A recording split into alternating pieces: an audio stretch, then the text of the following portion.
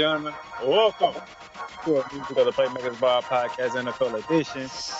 You know, the Super Bowl matchup is ready, but we're not going to talk about the Super Bowl matchup. We're going to talk about what happened on Championship Sunday. We're going to throw some NFL news out there, you know. We might do a little Pro Bowl talk. We might. Just see how the show goes. But nevertheless, you know me, down there, the Playmaker Silence from Jacksonville, Florida. And you know, all the way out in Pensacola, Florida, my good friend, brother, an alum from the national champion University of West Florida, Dallas Glenn. How are you? Oh, flattery will get you everywhere. You must want something. No, not really. Nope, I don't want nothing. So, let's go ahead and just jump right into it, sir. Championship Sunday. Good God, where do we start? Where do we end? AFC Championship.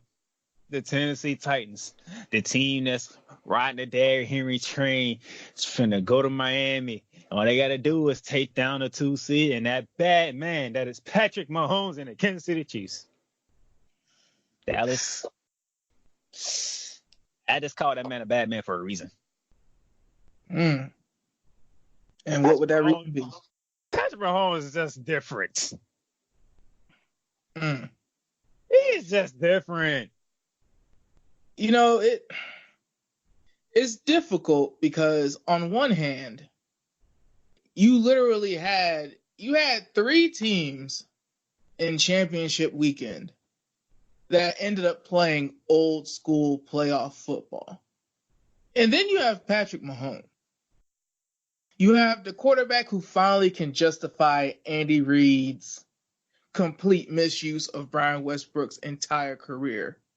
The same coach who was able to get rid of Kareem Hunt and almost have a better offense, not having such a talented running back in the backfield. LaShawn McCoy, how many touches has he had this entire postseason? We forget that a former All-Pro, we forget that a guy who right now, if he were to retire today, is borderline 6th or 7th ballot Hall of Famer. And LaShawn, he hasn't even gotten touches this postseason. Everybody else is basically making the analytics look like geeks. And then you have Patrick Mahomes. For 2 straight weeks, first half deficits. 2 straight weeks, it looks like the other team never had a chance in the end.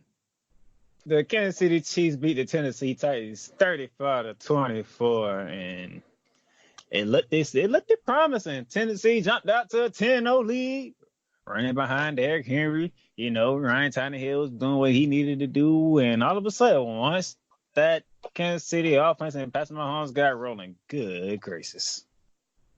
Yeah, I think that as a Chiefs fan, you're already going to the Super Bowl for the first time in 50 years. So worry is irrelevant because now you've cashed in. You got Alex Smith for those years. You became a perennial playoff team again. You're always in the hunt. Then the first season, you have Patrick Mahomes, MVP, AFC Championship Game that you were hosting, by the way. Next year, same thing, and you're over the hump.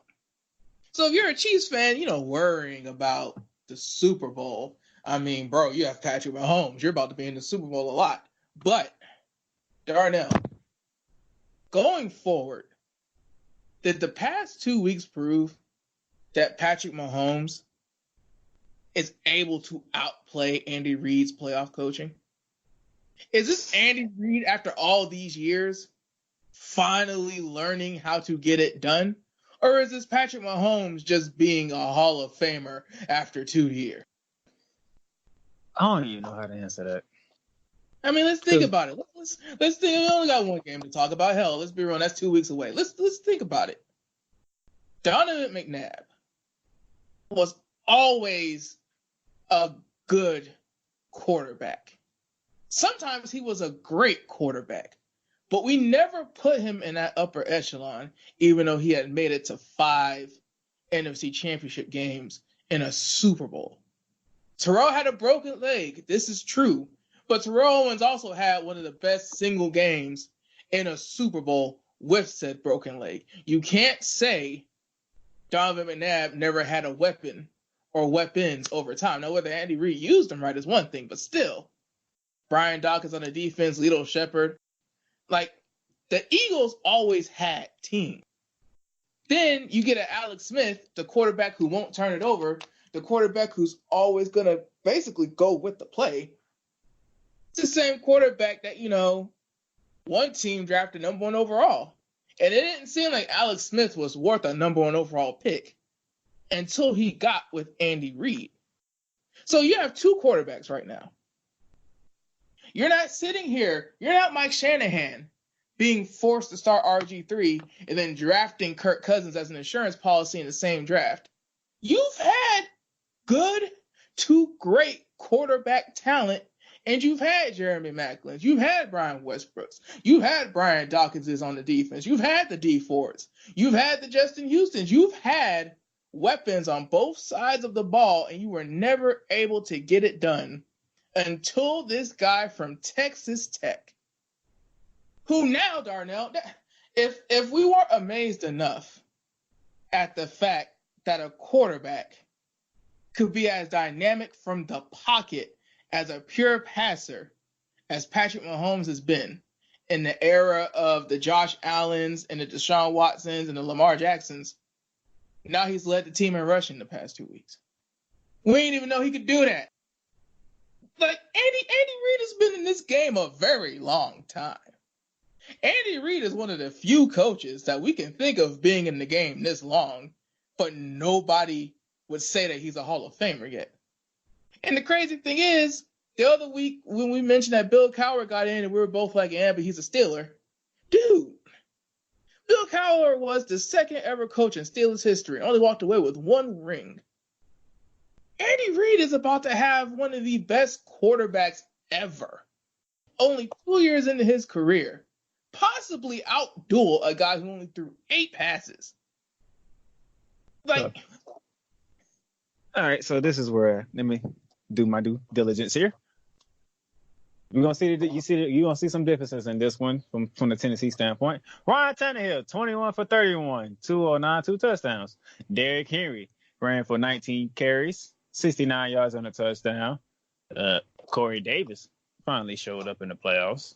5 catches, 65 yards. A.J. Brown, 3 catches, 51 yards. And then we flip over to the Tennessee. By the way, quarterback rating was 74 for Ryan Tannehill. Patrick Mahomes, 23 for 35, 249, 3 touchdowns. Quarterback rating of 97.5. He had 8 carries for 53 yards and that ridiculous touchdown. I'm gonna get to that. Damian Williams had 17 carries, 45 yards and a touchdown. Sammy Watkins, a man that Dallas been looking for the past who knows how long. 7 catches, 114 and a touchdown. Tyreek Hill, 5 catches, 67 yards, 2 touchdowns. Now, Dallas, maybe you can help me out on this. Cause you know me, you know how I do. I pick one play that stands out above all plays. mm-hmm. The turning point of the game. If I believe it was third down. Mm-hmm. At the 27-yard line, that's the run that Patrick Mahomes did for a touchdown. Yep. Explain to me, how does that happen? You know the teams that just aren't ready to win. And I'm saying this as somebody who was the fan of a team who just wasn't ready to win. When plays like that happen, when a quarterback who, I don't know a better way to say it, so I'll just say it. When you have a quarterback who's been able to defeat every stereotype and nobody even talks about that he's a black quarterback anymore, he's just that good. He's just literally the best quarterback in the league right now. When he's able to have a touchdown like that, nobody talks about Patrick Mahomes' size and strength.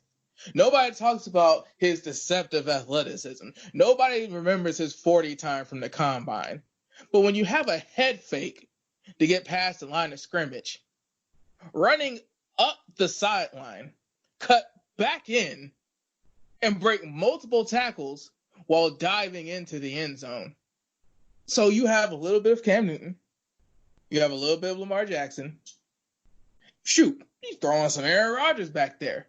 because he tried to buy more time to throw the ball at first. You got 3 guys right there where it's like, wow, it's a lot going on right there. It's a lot of elite comparisons right there. And we didn't even know you could do that. Didn't he have a dislocated knee early in the season? He did. On a quarterback sneak. And we were all, it's weird because when he had the dislocated knee, it was Andy Reid being Andy Reid again. It was like, bro, like, what are you doing? And now it's like, well, damn. Now you look even dumber because you're sitting here quarterback sneaking this, man. We didn't even know he could do this. These are supposed to be the best of the best. And for the past 2 weeks, like, seriously, it's only his second year in the league and now he's busting out a running game. Now he's already mature enough to do what Russell Wilson does. Russell Wilson doesn't do what Cam Newton did. Russell Wilson doesn't do what Lamar Jackson is doing now. Russell Wilson runs when it is absolutely necessary. And now you're seeing in the playoffs, in his second year as a starter, 3rd year in the league overall, Patrick Mahomes only runs when it is absolutely necessary. And the problem is, this isn't Gardner Minshew running. This isn't Andrew Luck running. The boy got wheels. The boy got wheels, and the boy has led the team in rushing. I say again, Darnell, that one play sends a big message. Where is LaShawn McCoy, and is he ever coming back? When the quarterback leads the team in rushing the past 2 weeks, one against the Titans, and then last week against the Texans, both had teams that were having great defensive performances up until that game. Both had teams that were working with leads. Like, how you ask again, restate your question, how does something like that happen? How do 3 defensive backs get their tackles broken? How does the linebacker on a spy fall for a slight head fake? Who cares if he's throwing the ball back? Who cares if it's a delayed screen? You're the spy. Where his hips go, you go. Who care who he looking at? That's what we call a defensive breakdown, Darnell. That's what we call the moment getting a little bit too big. That's one of those moments where it's like, you can say whatever you want about the defensive coordinator. You can say whatever you want about the linebackers coach, but Darnell players still got to play. All right, let me finish this off. Tennessee had 20 first down. Kansas City had 27.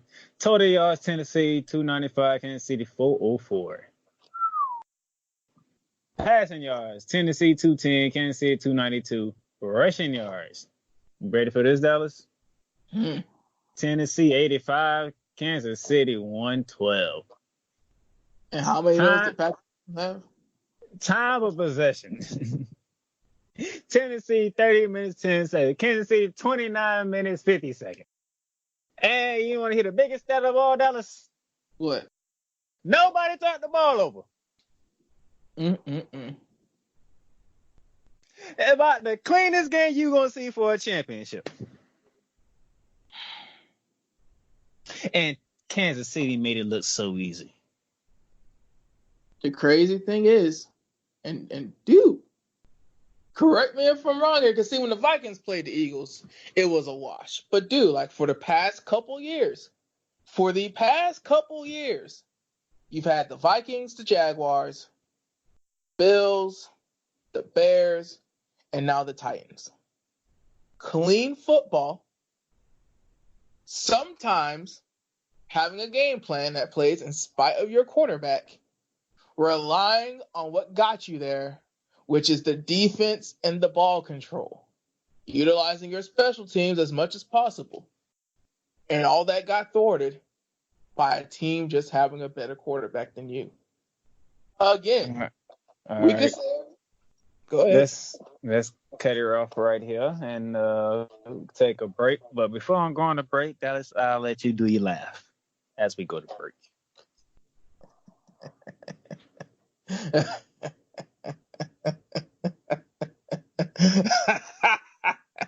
The Titans. Oh, you thought. We'll be right back.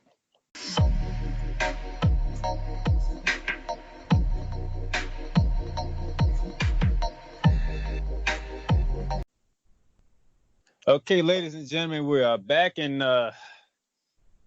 Dallas finally got to get his laugh out because Tennessee was bringing him down as much as they could. Depression.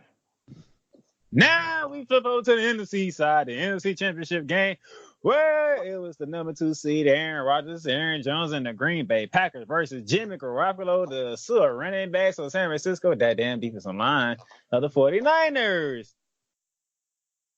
Okay. Dallas. I forgot who said it, but somebody said that the game that happened in week 12, which was the same 2 teams in the same stadium, was not going to happen again for the NFC Championship Game. Am I correct? This is true. Okay. The score says Green Bay lost 20-37 to the 49ers. But if I do recall, Dallas, I think we saw a repeat of what happened on that Sunday night game.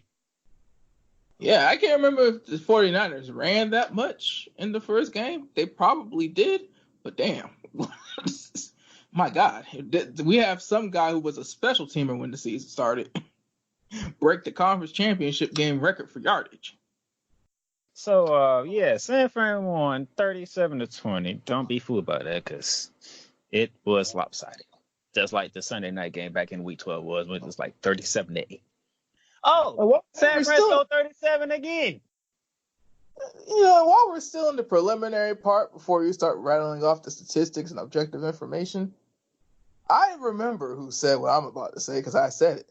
Matt LaFleur, rookie head coach, changing up the entire system, going from Mike McCarthy's offense that was heavily reliant on Aaron Rodgers and what he could do, no matter what the play call was, to we're going to run the ball. We're going to play defense. We're going to play special teams. We're going to do every single thing. And on top of that, we have Aaron Rodgers. We heard the criticism. We heard the controversy. But Matt LaFleur was like, I don't know if I'm going to audible that much. And Aaron Rodgers was like, we need the audible to be successful. That little power struggle in the beginning. And I said, I think the last episode, that's when we were talking about the conference championship games, Matt LaFleur was going to have a big decision to make. Does he keep the status quo and keep going with the game plan that they did all 16 games to get to the postseason and have a first-round bye?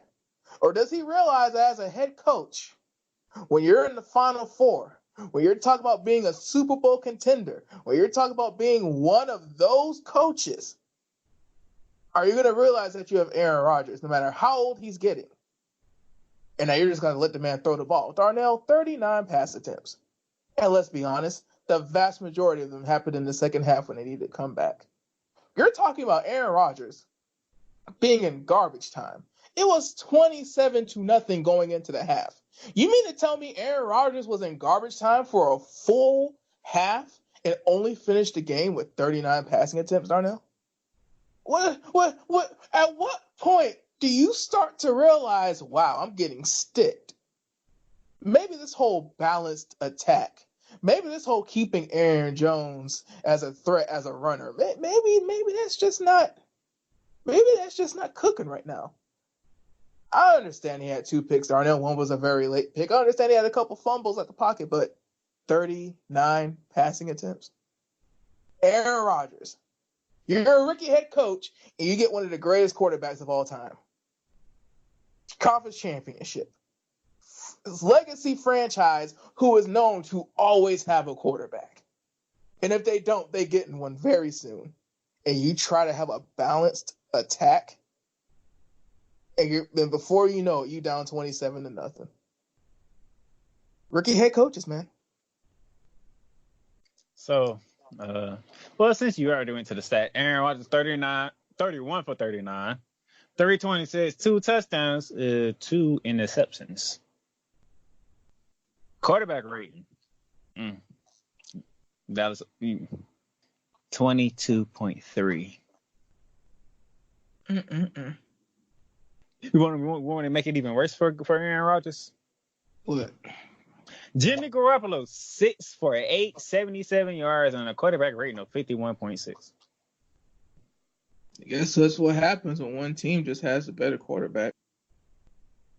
Devontae Adams showed up, 9 catches for 138. Aaron Jones, 12 carries, 56 yards, 5 catches, 27 yards on the touchdown. But here's where things were taken out of control.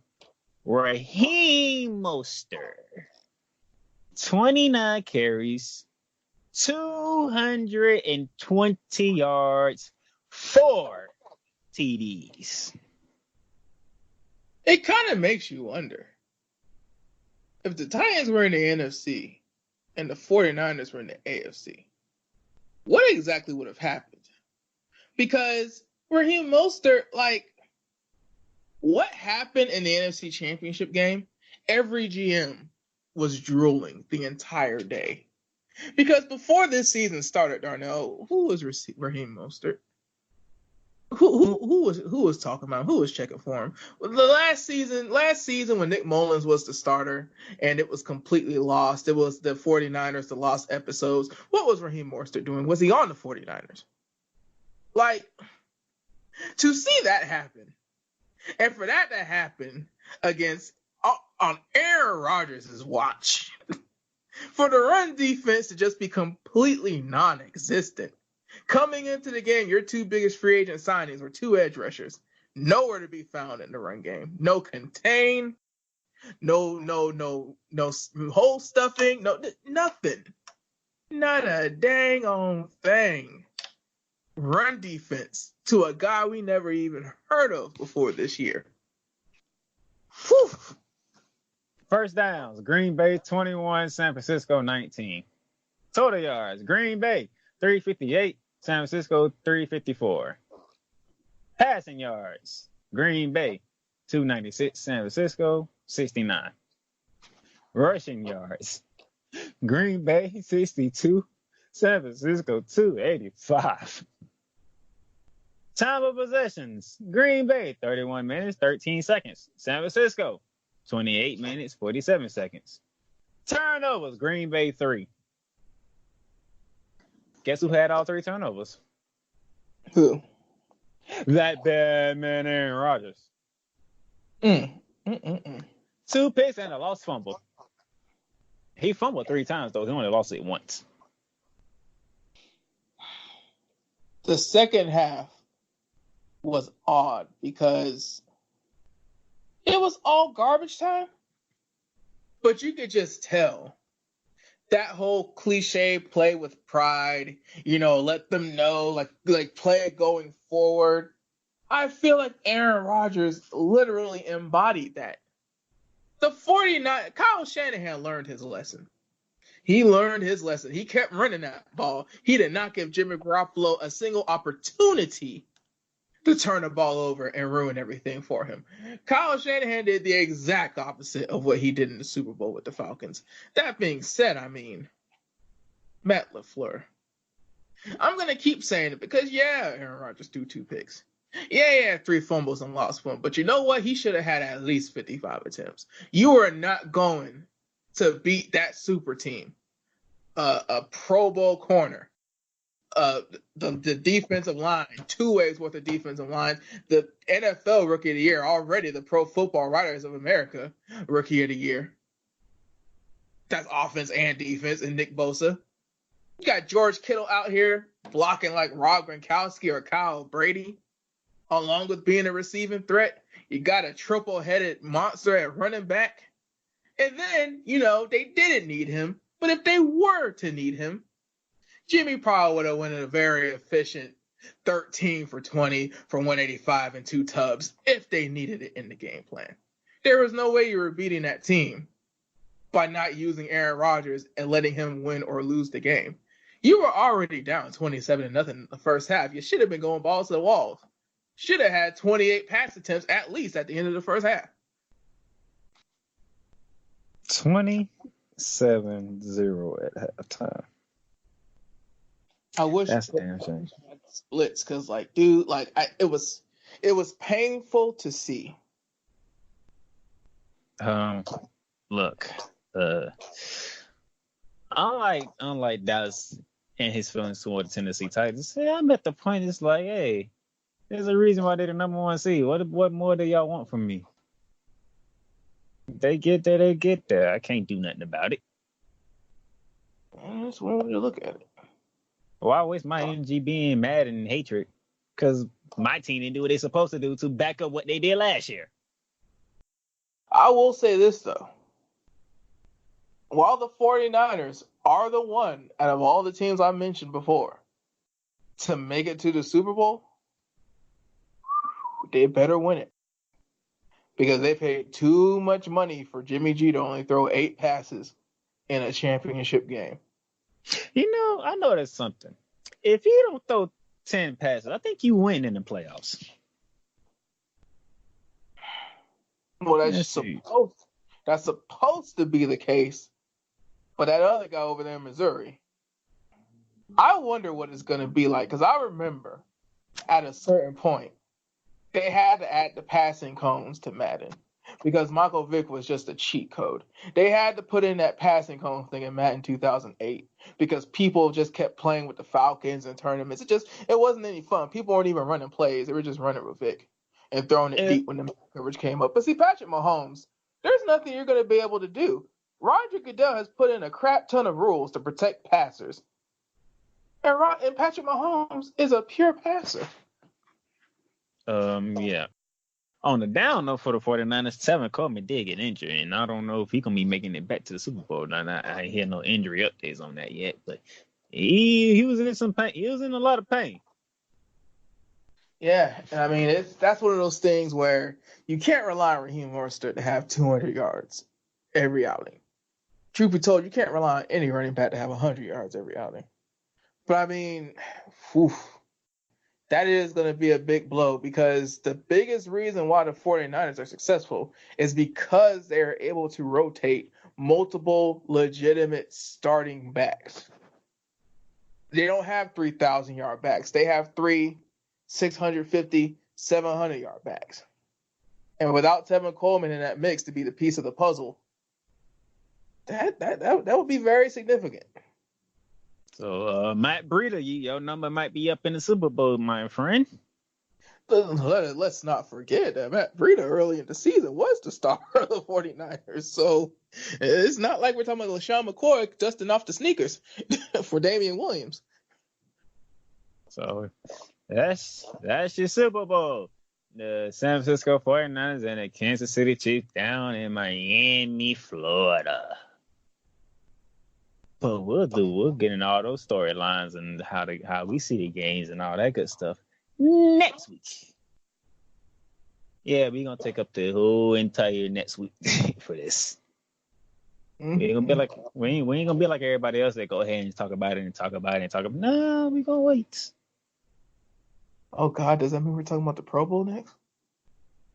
We might fit that in there, but we got NFL news coming up. I seen some stuff pop up and all that other stuff, and we're gonna go to social media and see what the people said about Championship Sunday. So, that's what we have planned for right now. Any final thoughts, Dallas Glenn, on Championship Sunday? I think that Championship Sunday, and then the subsequent championship game in 2 weeks. I think that this is actually going to show that the NFL is an ever-revolving cycle of trends. There was a lot of ball running this Championship Sunday. Everybody thought that every team was going to have a Patrick Mahomes to be successful, but there was a lot of ball running this Championship Sunday. A lot of ball running in the playoffs. Exactly. So, all right, we're going to take our second commercial break here. And when we get back, we're going to dive into some NFL news. We're going to hit up social media, see what's going on out there. And if we have time, we might fit the Pro Bowl in there some type of way. We'll see. But we'll be right back.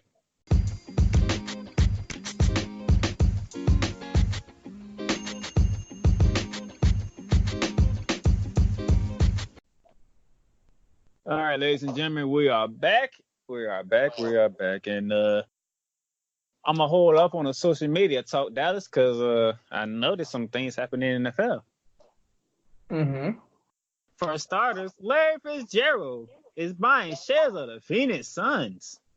By the way, and he's coming back for another season with the Arizona Cardinals. Did they say how much the shares were being valued for? No. I'm reading the article right now. It doesn't say much.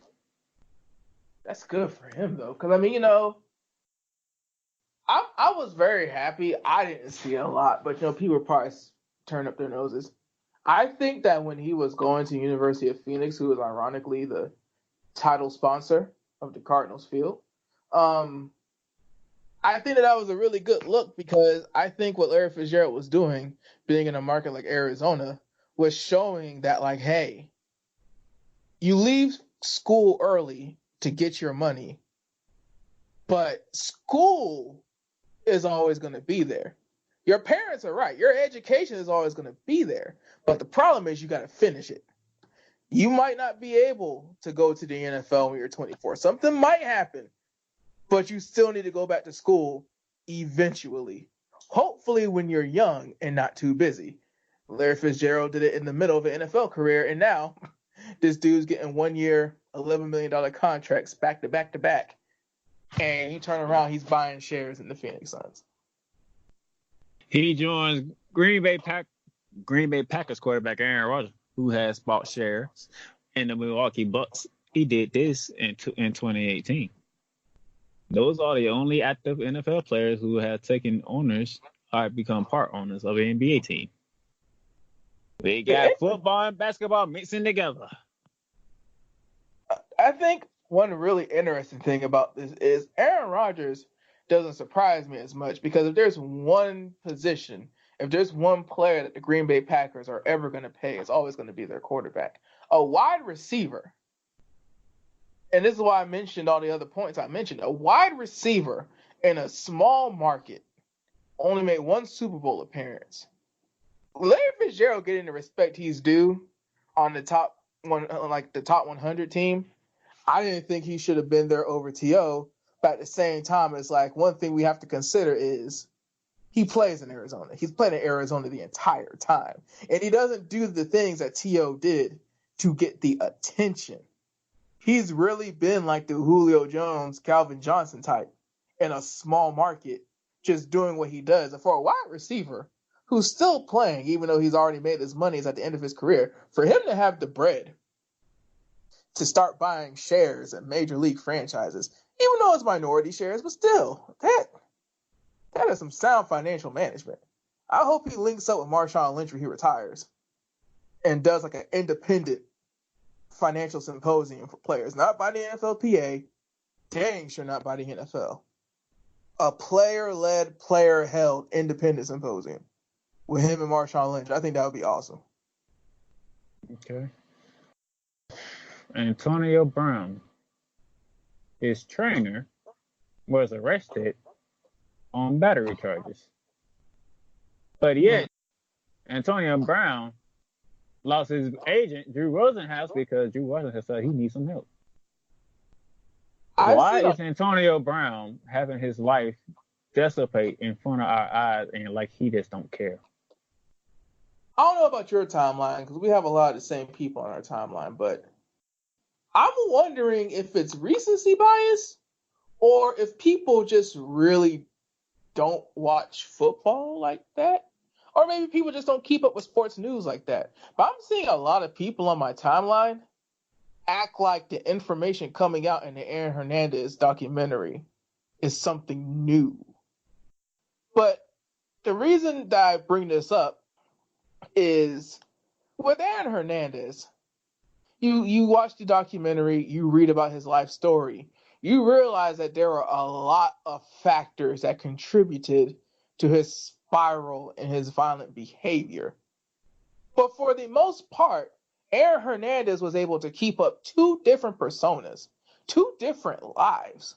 Really three when you consider that he was a patriot, he was a husband, and then he was doing the other things he was doing. But when you look at Antonio Brown, you don't see that ability to get the check and then do dirt in the dark. You don't see the ability to, like, I'm a businessman first. There is no AB without an NFL check.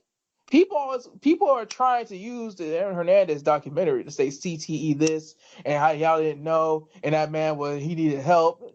He did need help, but he needed help for a lot of things completely unrelated to the injuries he suffered as a football player.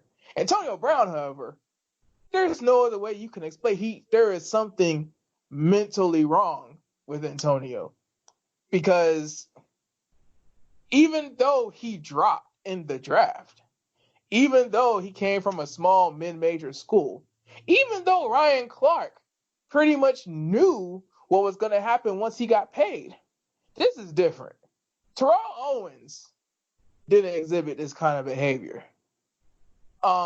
You name a player that exhibit this kind of behavior. The stuff that Antonio Brown is doing, the way that he is throwing away any chance that he has at an NFL career, something has to be wrong. Even when Terrell Owens was doing push-ups shirtless in the parking lot, he knew exactly what he was doing. I'm just blown.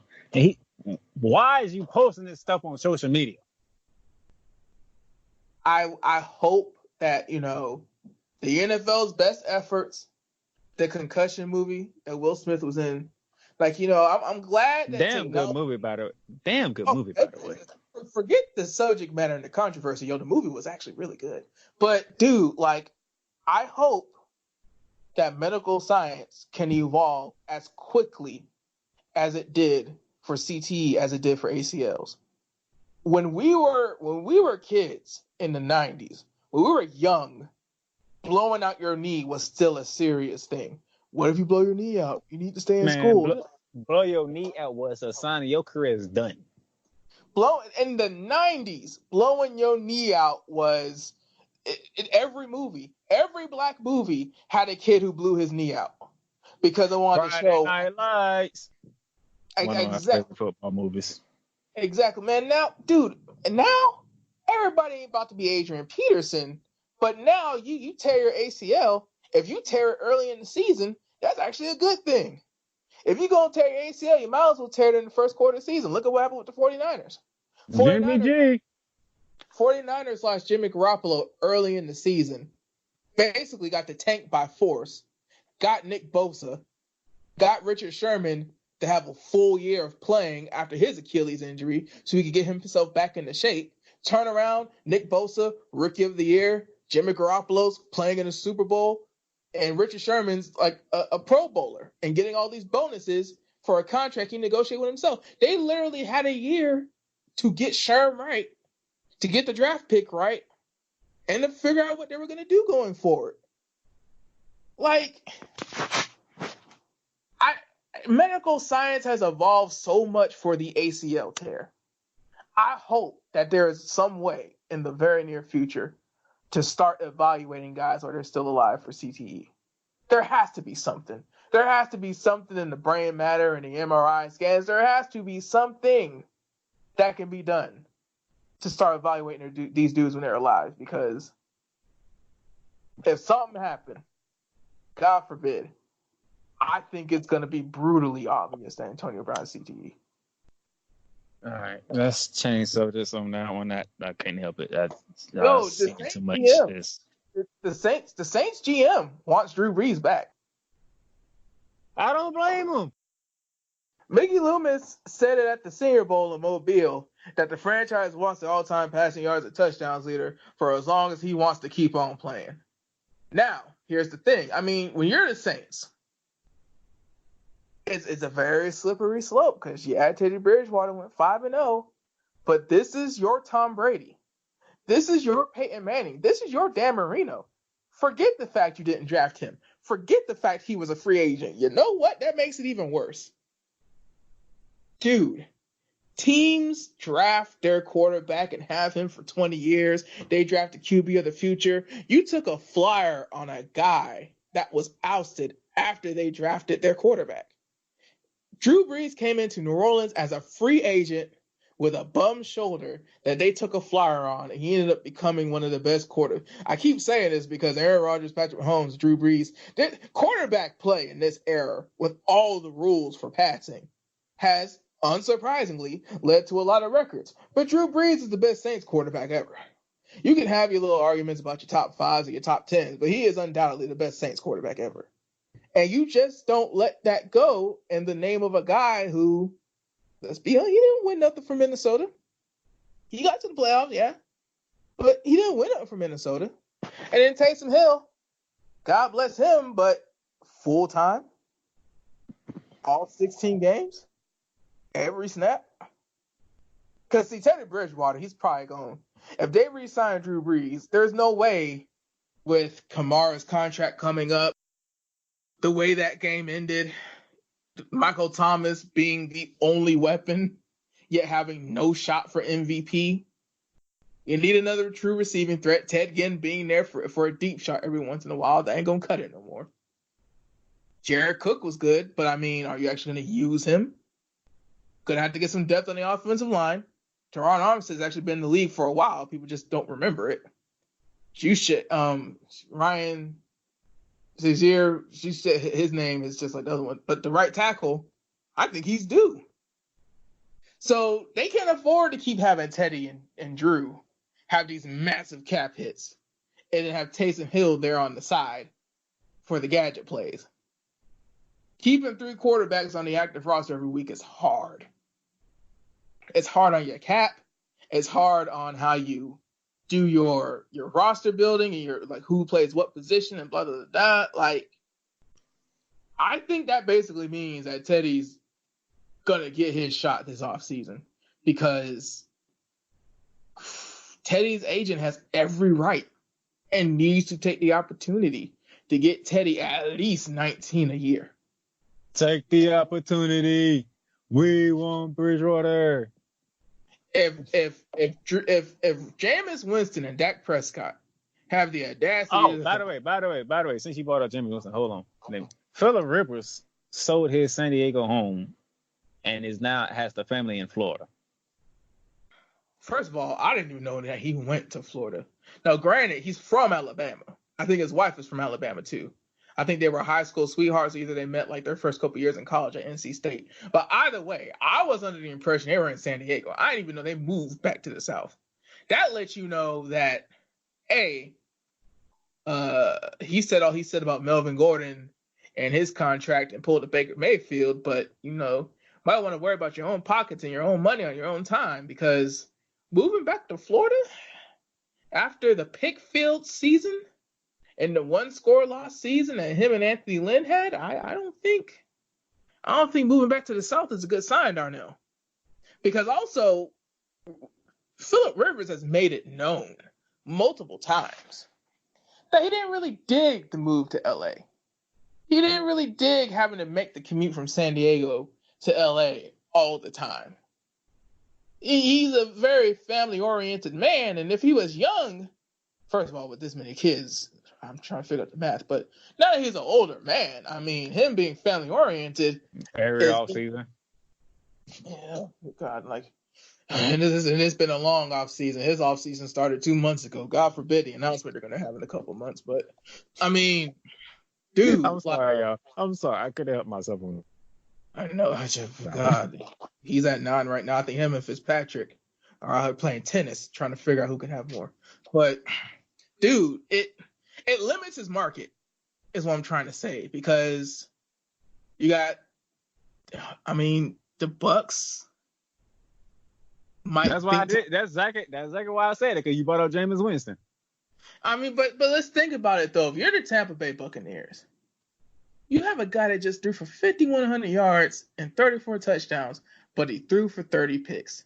But Darnell, how many 5,000-yard passers have there been? You mean to tell me Jameis Winston? You mean to tell me the Tampa Bay Buccaneers, who won their only Super Bowl in franchise history with Brad Johnson, are going to have a guy win the NFL passing title and then let him go? Jameis Winston coming out of FSU. I'm going to have a guy who would throw your touchdown. We're talking about the same guy here who will throw you a touchdown and throw the defense a touchdown the next time he gets the ball. Here's the thing, and here's another reason why, just because, we're doing news and headlines. Like, Darnell, let's think about this for a second. Everybody wants to say that the 2013, well, not everybody, but a lot of people are trying to say that the 2013 FSU team was better single season wise than the 2019 LSU team. First of all these comeback victories let you know that team was very flawed. They had a lot of comeback victories. In one game, Jameis Winston couldn't play because he got suspended for doing dumb stuff. The LSU team was like, dude, they didn't start having trouble until they played SEC teams. Jameis Winston was having trouble in the ACC. The second thing, Jameis Winston had so many great, heroic, legendary moments because he was throwing picks and putting the team behind the 8 ball early in the game in the ACC. Jameis Winston goes to the NFL. Guess what happens? Marcus Mariota is nowhere to be found because he's a spread quarterback that got forced into a smash mouth offense. And Jameis Winston is out here throwing for a bunch of yards, throwing for a bunch of TDs, and throwing for a bunch of picks. He is everything that you thought he was going to be when you took him number 1 overall.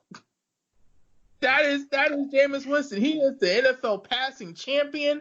He threw for over 30 touchdowns, and he threw for 30 interceptions. That is Jameis Winston. What you see is what you get. What, Darnell?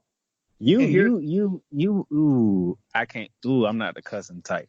You people are lucky I don't have the time to go off on y'all about this whole Florida State LSU thing. Y'all lucky I don't have the time. Because if I did, when I seen that crap on Facebook, you just don't know how mad I was. But Darnell, here's the big but. Here's the biggest but. You're a franchise that won a Super Bowl with Brad Johnson. If you let the 2019 passing champion go because he throws too many picks for Phillip Rivers, family man at the end of his career, didn't win anything in his prime, Phillip Rivers, what is Bruce Arians saying? What is the franchise saying? If Jameis Winston can trim it down to 22 interceptions, it's ridiculous to say, but if Jameis Winston could trim it down to 22 interceptions, where would the Tampa Bay Buccaneers be? You already know they would have had an extra win because one of the games ended in a pick 6 in overtime. Houston. So that's right there. I letting go of Jameis Winston to draft another quarterback in the first round is one thing. Letting go of Jameis Winston to sign Tom Brady is one thing. But letting go of Jameis Winston to sign... By the way, Tom Brady he's ready to meet with teams. This is like the most oddest statement I have ever seen covered. That's being a football fan. If you're the Tampa Bay Buccaneers, if it's not Tom Brady... Because you already had Ryan Fitzpatrick. Let's be real. You already had Ryan Fitzpatrick. Ryan Fitzpatrick was on the Tampa Bay Buccaneers in 2018. He had 2 400-yard games. You already had what the Dolphins had. You already had the best insurance policy in the NFL. You let that go. So Brian Flores ain't letting that go. Tua's gonna be on the shelf for a year. That man has a former top 10 pick in Josh Rosen and Ryan Fitzpatrick in his quarterback room. Tua about to be chilling. You stuck. Because unless you Tom Brady $32 million for one season. Dallas, I got a question. I got a question. Because I feel like I've been living on a rock. I don't know if you've been living on a rock. Somehow Brett Breedham has been in the NFL for the past 2 years, and I didn't know. Who? Brett Breedham, the former Arkansas head coach, was an assistant on the Bill Belichick for the past 2 seasons. Now he's on the Giants staff with Joe Judge. Did he get fired from Arkansas? He got fired from Arkansas, and he was sitting on the Bill Belichick for the past 2 seasons. Where the hell was I at? How do you get fired from Arkansas and then become a Patriot, and then get pegged to tag along with a new head coach? How? You mean to tell me how do you suck at Arkansas, never have a chance to get out the SEC, much less the SEC West, and then you turn around and have an NFL career. Even Doug Peterson once stayed a couple times before he joined the Eagles staff. Well, no, he was in Kansas City, then he went to the Eagles. But still, well, no.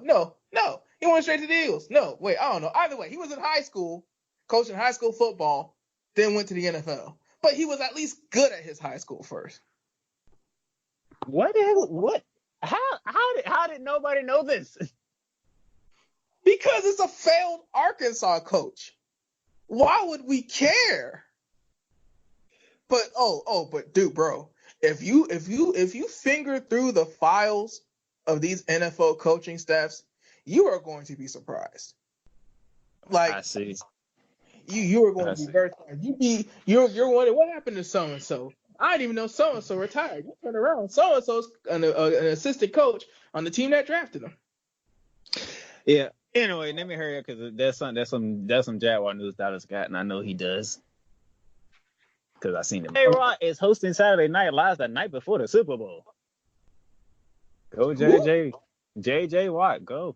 I want to see your hosting skills. I want to see if you're funny, if you're a funny guy or not. I wonder if this is his agent knowing that the writing's on the wall and trying to see if he can just be any bit better than Jason Witten. Jason Witten is the new floor. I know Booger McFarland's bad, but bro, y'all are spoiled and y'all easily forget the crisis that was Jason Witten. And finally, Dallas, you have some Jaguar news.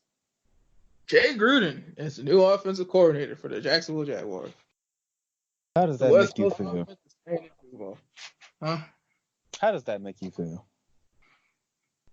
Very conflicted. On one hand, he made Andy Dalton look like a stud. So that means he should make Arnie Minshew look like an elite Pro Bowler.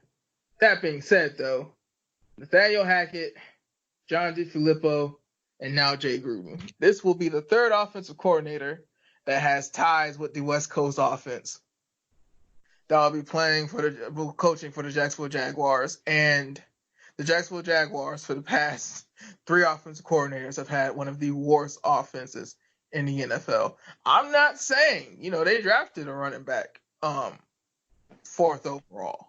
I'm not saying do what the Titans did, because that in this era, this is probably not sustainable. Derrick Henry is just different. That's a defensive end running the ball, and he's way better than Brandon Jacobs ever thought he would be. But we'll see. We'll see, because Andy Reid has a lot of ties to the West Coast offense. They're not running a West Coast right now. They are running a air raid Star Wars offense in Kansas City. But that particular offense, those concepts, that strategic way of thinking, it won Bill Walsh a lot of rings. It kept Andy Reid in the hunt with Alex Smith. It worked for Jim Harbaugh. I mean, it's supposed to be able to do just enough. So you think with the mock drafts, the Jaguars are probably going to go defense. You're probably not going to get a Tua or a Justin Herbert to fall. So you're going to think to yourself, now what do? You're on your third offensive coordinator. He's going to run the West Coast. He only has one weapon right now, and that's DJ Shark. You have no tight end right now. You don't really know if Chris Conley or Dede Westbrook is going to step up to be at number 2. All you know right now is that you have a guy in Gardner Minshew that he's very good with short passing. He's very good with quick timing offense. But, I mean, everything's not going to go perfect. There's offensive line issues. A West Coast offense, Darnell, I don't know if you know this. I don't know if a lot of people know this, but you're not going to have a successful West Coast offense without a good tight end. That's probably why 2 offensive coordinators have been fired in the past 2 years in Jacksonville. There has not been a tight end in Jacksonville that can catch the ball. Hell, Jacksonville doesn't even really have a great blocking tight end right now. So I don't know why you're getting a coordinator who wants to run the West Coast offense if you have no tight end. And all your mock drafts and your past history say you're not going to go tight end until 3rd round at the earliest. I think you're setting yourself up for failure, but we'll see, because, I mean, Jay Gruden started out hot, man. He started out hot. And, hell. Also, just real quick for the break, we have to remember Jay Gruden is a Hall of Famer. He's a AFL. He's an Arena Football Hall of Famer, but we have to remember, Jay Gruden is not bad at football. Jay Gruden he just ain't John Gruden. And even then, we have to think John Gruden didn't build that team. That's Tony Dungy's team. John Gruden just didn't. He didn't. And we'll see what they do when they get to Vegas. Oh, Lord. Oh, and God. That's all we got for you. Oh, no Pro Bowl talk, sorry, but thank God. Y'all should be able to watch it, enjoy it, do whatever it is. We actually got more important stuff to do this weekend, quite frankly. Hey, shout out to Xavier Rhodes real quick. Shout out to Xavier Rhodes for getting that check that he does not deserve. But I feel you, player. I feel you. Speaking of this weekend, our first pay-per-view of the new decade. And if Raw has anything to show for it, we are going to have very, very lax wrestling coverage on this podcast this year. Because I don't think they forgot they had a pay-per-view this Sunday, Darnell, but they're scaring me. They probably didn't forget. They probably didn't forget, but the main thing is the Royal Rumble matches. So literally 5 minutes after Raw goes off the air, they have a WWE.com video where Humberto Carrillo announces that he's challenging Andrade for the U.S. Championship at the Royal Rumble. Literally 5 minutes off the air. They set up that angle like in the first match of the show. Interesting.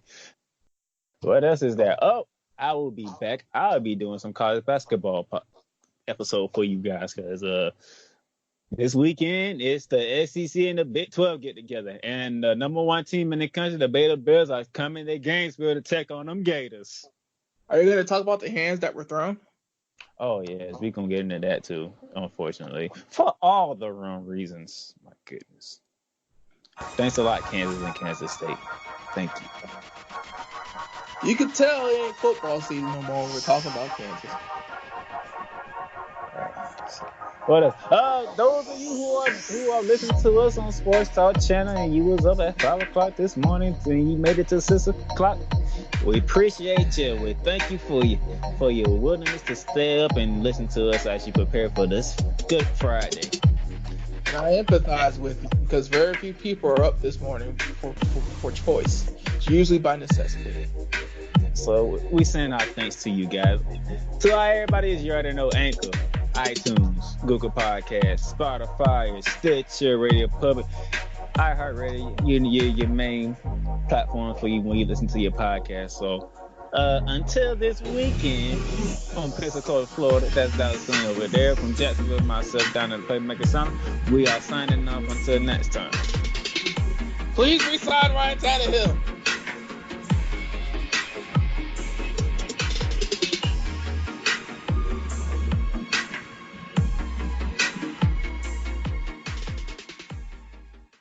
The podcast you just heard was made using Anchor.